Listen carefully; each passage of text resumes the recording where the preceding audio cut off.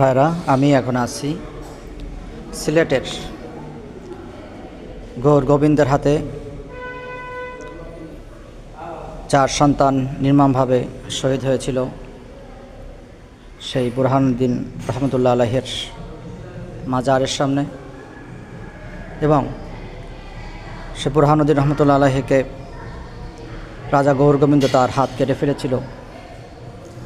আপনারা দেখতে পাচ্ছেন, এটি সেই হযরত বুরহানুদ্দিন রহমতুল্লাহ আলাইহির মাজার। ইসলামে তার বিশাল অবদান রয়েছে। যাদের দেখেন এখানে লেখা আছে, যাহার পবিত্র রক্তের বিনিময়ে আজ আমরা মুসলমান হয়েছি, সে নিষ্পাপ শিশু ভাই শহীদ সৈয়দ গুলজার আলম রহমতুল্লাহ।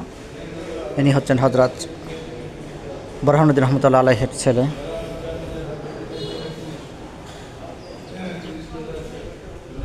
এটাই হচ্ছে সেই বুরহানুদ্দিন রহমতুল্লাহ আলাইহির ছেলের কবর, যাদের ইসলামের জন্য রয়েছে বিশাল অবদান।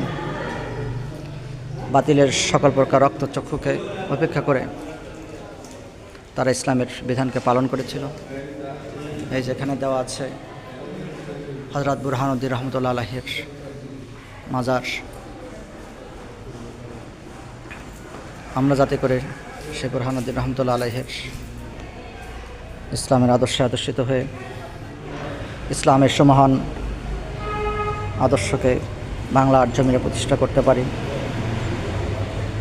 আল্লাহ রাব্বুল আলামিন আমাদেরকে তার দ্বীনের পথে কবুল করুন। আমিন।